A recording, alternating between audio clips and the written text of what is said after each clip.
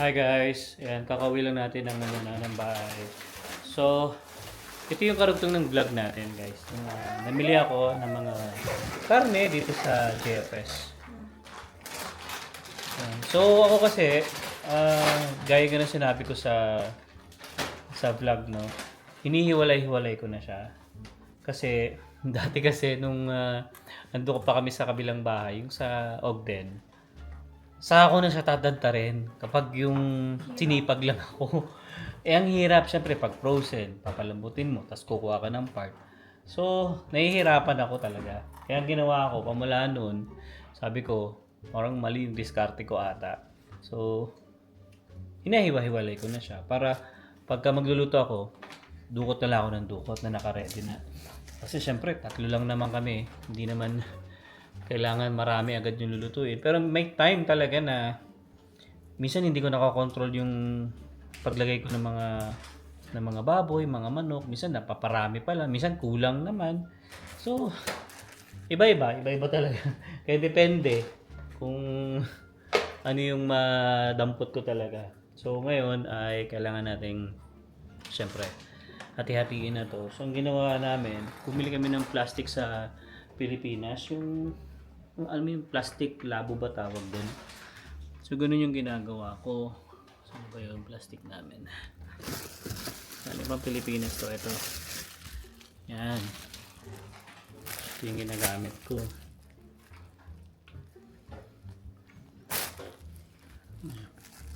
So, lagay natin yung camera dito sa table. Kayo guys, ano bang diskarte yung ginagawa nyo? Halimbawa, bumibili kayo ng maramihan, ano yung ginagawa nyong style o diskarte kapag magluluto kayo? So kasi ganun talaga yung ginagawa ko eh. So tayo, kasi pinapatadta rin yung mga... Ang hindi ko lang napatadtad dito yung yung pork shoulder.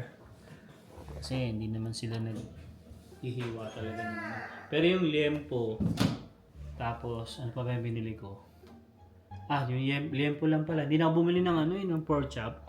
Kasi, minsan, pag magpo-pork steak ako, itong si Emma, hindi niya masyadong trip yung ganung medyo matoyo. Kaya, minsan, ginagawa ko dun sa pork chop, binababara ko siya ng suka, bawang, paminta, tapos ako siya ipiprito. So, ko yan eh. Natutunan ko yung ganyang klaseng luto sa mom ko. Kasi minsan, pagka nasa Pilipinas pa kami, lulutuan niya ako ng ganyan, yung pork chop na binabad sa suka. Masarap din naman, pero problema lang doon, maamoy sa bahay. Kasi nga, syempre, may suka. Gawin natin, hasayan muna natin yung kutsilyo. Ito yung ginagamit ko pang hasa. So, nabili ko lang to sa Dalarama. Ako maglilinis ng mga pinag-uusarihan. Nalinis daw si Emma. Sipag oh. Wow. Division of labor. Kanina nga pala sa sa Hong Kong, ang daming mga sale doon, yung mga chips. Oo. Okay na yan. Hindi na ako masyado nag-street. Minsan na lang. Kasi dati guys, sa Wow, Hong Kong. bumili ka pa pala ng mangga. Oo, ito. Yan. Sa mga hindi nakapanood ng vlog namin, ito, bumili ako ng mangga sa Hong Kong. Pang pang tanggal, lang, minsan. Siyempre, cravings. Kasi nakakamiss kasi yung ganitong klaseng ng mangga eh. Pinapanood nga ako baby sa Facebook, di ba? Yung parang bumili siya. Pinoy din yun, nag-vlog yun sa Facebook eh. Sikat yun sa Facebook. Binili niya yung maraming talaga box ng ganito. Siguro, siyempre, ibebenta niya, i-resell niya. Yan. So, saay ko lang muna yung kutsilyo natin kasi kailangan kong yung pork shoulder. Tapos bukas na tayong kamay. Tapos binigyan pala ako guys ng JFS buto. Ito libre to. Buto ng ng baboy, buto-buto. Neck daw to part ng neck sabi ni Kuya sa akin. So ito yung lulutuin ko ngayon na masarap kasi ito nilaga o kaya sinigang. Ano gusto mo baby? Pagka buto-buto masarap eh. Ano gusto mo, nilaga o sinigang? Nilaga. Kasi kakasigaw lang natin, di ba? Nakaraan. Mm-mm. Yan. Pero wait, tingnan ko pala kung may repolyo tayo. Dapat bumili ka na.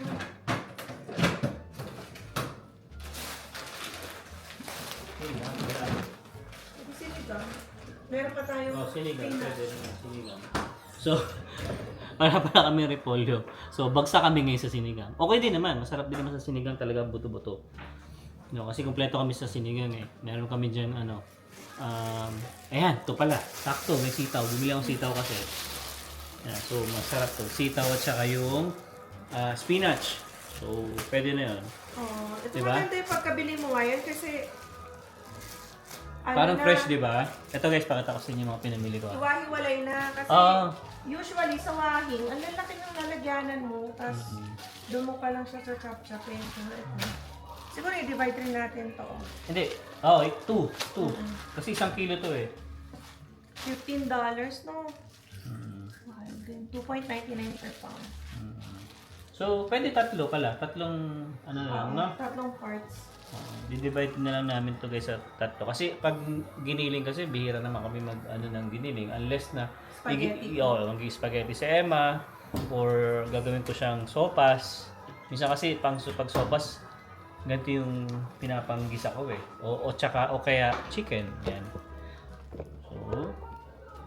So, gawin muna natin yung ating pork shoulder. Ito lang naman yung hihiwain ko.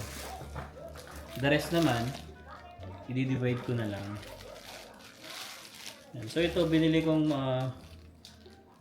pork shoulder ay 5.86 pounds. So, medyo marami kami. Kasi siyempre, ito talaga yung ano namin eh. Baboy eh. Then yung fish, kasi bibili sana ako kanina sa Hong Kong. Kaso nagmamadali ako dahil nahabol ko nga sa JFS.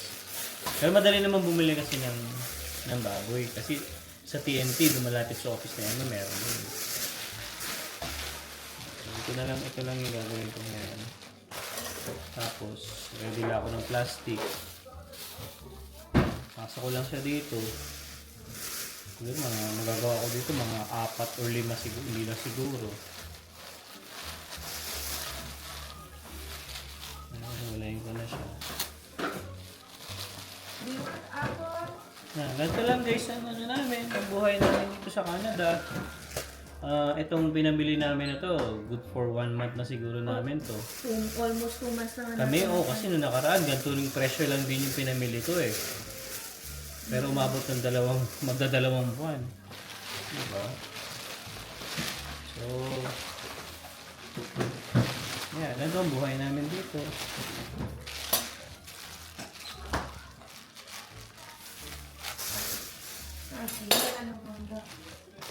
Hindi ko na sana. Itong kasi, lulutuin ko na itong buto-buto eh. Galay na natin. Pusin ko lang muna itong Nakapaghugas na rin naman ako ng kamay. Yeah.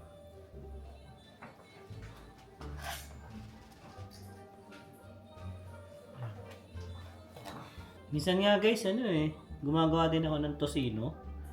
Yung yung powder na ha. Imimix ko na lang siya. So, kukuha lang ako ng part dito ng pang tocino. So, yun yung ginawa ko. Parang ito. Nung nakaraan, tocino. Diba? Ganun lang. Dito, discard lang din naman talaga dito eh. Tsaka gusto ko lang din dito sa Canada, yung mga food natin sa Pilipinas, mabibili mo, makakain mo. Unlike dun sa sister ko sa Germany, yung time na nandun ako, meron namang Asian store, kaso dadayuhin mo talaga, napakalayo. So, ikaw, anong gagawin mo? Naglilinis. Naglilinis to si Emma. Tsaka pupunta kasi yung namin dito guys. Kaibigan namin mamaya. So, kailangan ko na matapos to at makapag-start na rin ako ng luto.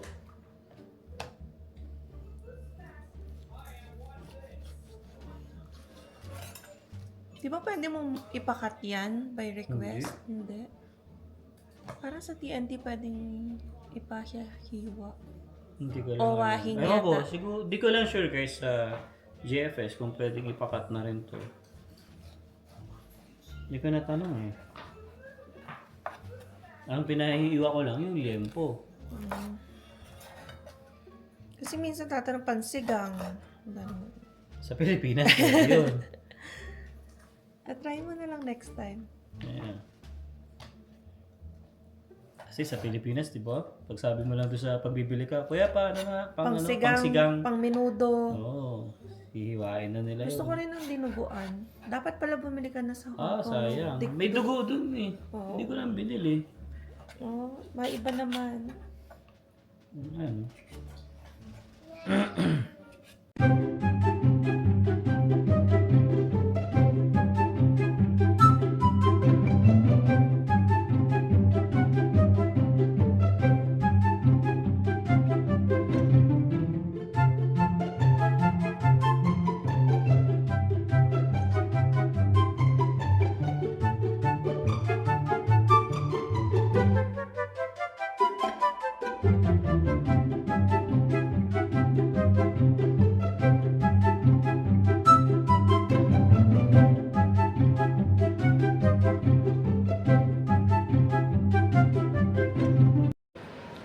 Bali, ito na guys yung nagawa natin.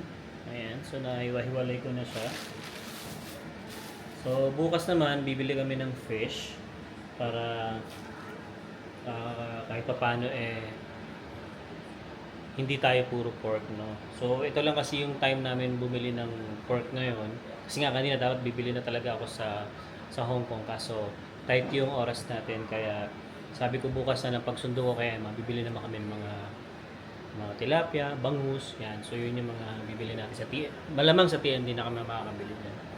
Alright, so ilalagay ko lang muna to sa rep para at least mabawasan yung ano natin. Kasi ngayon, habang ginagawa ko to, magluluto na rin ako ng sinigang na buto-buto. So, itong buto-buto na to guys, binigay sa amin to. Ito yung libre niya. Okay lang, ang nagustuhan ko dito sa buto-buto na to, maliliit yung cut niya. So, hindi mahihirap ilagay sa baunan, no? Unlike kasi doon sa wahing na binibigay sa akin. Okay din naman, masarap din naman. Ang lalaki lang ng buto. So, minsan ang ginagawa ko, bago ako pumasok, tatanggalin ko na yung laman. Iwan ko na yung buto dito sa bahay. Kaya puro laman na lang yung nasa baunan ko. Kasi hindi talaga siya kakasya sa baunan ko. Ayan, so, alright. So, ayusin ko lang muna to guys. Lagay ko lang muna sa ref. A few moments later. Okay guys, so yun, pahinga na tayo. At yan, natapos rin tayong magtadtad ng mga baboy, ano. Masipag naman. Tapos nagluto na tayo, yan. Pinapalambot ko lang yung buto-buto ng konti pa. And yeah, napasok na rin naman ni Emma. Kumasya naman dito sa ref namin. Yun nga pala guys, yung chest freezer namin, hindi din namin siya ginagamit. Nililimit ko kasi Oo. sabi ko hanggang kasya doon sa freezer dito. Mhm. Pagkasyahin natin kaysa gumamit tayo ng chest freezer. Syempre, tayo lang naman din, Tsaka di dagdag ba? kuryente rin kasi. O, dagdag kuryente rin kasi. So, Yeah. kapag sobrang-sobra na talagang aming stock, tsaka sabi ko, i-open ulit yung chest freezer. Sayang din naman. Yeah, okay naman. Yan. So, yun. Anyway, yun nga, meron lang tayong nababalitaan. Pagkwentuhan, Oo, no? nababalitaan Yan, lang. masingit na rin natin kasi matagal-tagal na rin tayong hindi nakakapagtsikahan about sa mga latest immigration updates. Ayan, papanood nyo guys sa mga balita or nababasa nyo, di ba? May mga naging announcement na malapit na raw i-launch itong somehow TR to PR pathway. yeah. Pero nga, meron pang balita na ni-launch na. Pero guys, when you check the IRCC website, wala pa talaga. Yeah, wala pa. Kaya siguro napapangunahan lang ng mga announcement or balita. Pero technically, hindi pa talaga na ilalabas kung ano ang mga requirements, sino yung mga magwa-qualify, di ba? Kung certain field lang ba to? Or may mga ma-exclude na kinds of job? Pero alam ko lahat nakaabang, lahat nakaantabay kasi syempre ba naman, no? Oo naman. Magagawan yan sa 33,000 slots na ipamimigay ng Canada. Buong Canada yan, ano? Yung buong Canada maglalabanan kayo. Pero syempre, it will boil down kung sino yung magiging eligible. Kasi sinasabi nga natin guys na TR to PR, pathway kasi nangyari na ito noon. Pero nung pandemic. Pero guys ha, hindi pa sure na TR to PR nga ito ngayon. Pwedeng sabihin nila na part 2 pero hanggat hindi pa inilalabas ang buong guidelines or programa, parang haka-haka pa lang to. Pero ang maganda lang para sa mga nag-aantay nito, 'di ba? If ever nga TR to PR pathway nga ito part 2 ay i-ready nyo na ang inyong mga documents. So yun guys, no, kung hindi nyo pa na i-ready ang inyong mga documents, nag-aabang kayo na baka pwede kayong mapabilang dito sa i-launch nga na programa ng Immigration Department, ay i-ready nyo na ang inyong mga papel. So number 1 na dyan is yung language test nyo. So Self-tip, kami, IELTS. nag-take kami sa self-tip. So 2 years validity naman yan guys. So i-take nyo na, at least meron kayong document na ready nang ipasa. And syempre dapat kung graduate kayo or yan nga nakapag-aral kayo back in the Philippines, ay ipa-assess nyo na to. Syempre titingnan kasi yung equivalency niya dito. So pa-assess kayo kami sa WES. Yan, World Education Services. So, titingnan nila kung bachelor's degree holder ka ba doon, equivalent din ba yan dito, or parang certain level lang yung i-credit sa inyo. O, yun. Tas, pwede rin IQAS or ICA. So, nasa sa inyo na rin guys kung saan nyo gusto ipa-assess ang credentials ninyo. Tayo kasi guys, speaking of WES, bago pa kami pumunta rito ng Canada, talagang inayos na namin yun. Especially si Emma, yung WES niya. Kaya pagdating namin dito, dala na namin yung WES niya ngayon. Kasi naman, yung sa education naman, or sa, yun nga, sa WES, ay 5 years validity. So, okay na rin yan, di ba? Makukuha mo, mabubunot mo kung kailan kailanganin. And yun na nga, no, malapit na ito. Pwedeng in the coming weeks ng March or pwedeng sa April na i-launch. Pero mas maganda na mas maagap kayo kasi kapag ganitong bilang lang ang slots ay mag-uunahan na naman yan. Pwedeng mag-crash na naman ang website ng parang gaya IRCC. dati, no? Oo, 'di ba? So dito talaga dapat maagap ka. Yan. Ready nyo na guys yung documents nyo. Yun lang naman. So again, wala pa talagang available na list na kung ano yung mga hihingin sa pathway na to, pero ayan, pinaghahanda na ang lahat kasi mukhang palapit na ng palapit yung araw na ilo-launch na ito sa IRCC. So yun guys, no, basta abang-abang at saka lahat ng documents dapat ready na lahat para if ever na mangyari to ay malay nyo, di ba? Isa sa inyo, isa sa mga subscribers natin. This will be your year, 2026. Syempre, lahat naman ay nangangarap, di ba? Makuha ang peace of mind. Yan yung magpapa-PR sa pamilya, di ba? Para hindi tayo kakaba-kaba na mauubos ng ating work permit, yung visa. So, para matapos ng isipin, ayan, ito na ang inyong tamang gawin. Yan, matanglawin. Matanglawin! Yan. So anyway guys, yun lang, no. Nagpahapiyaw lang kami ng konting news about dyan, ano. And abangan natin. Pagka lumabas yun, syempre, i-share din namin yun.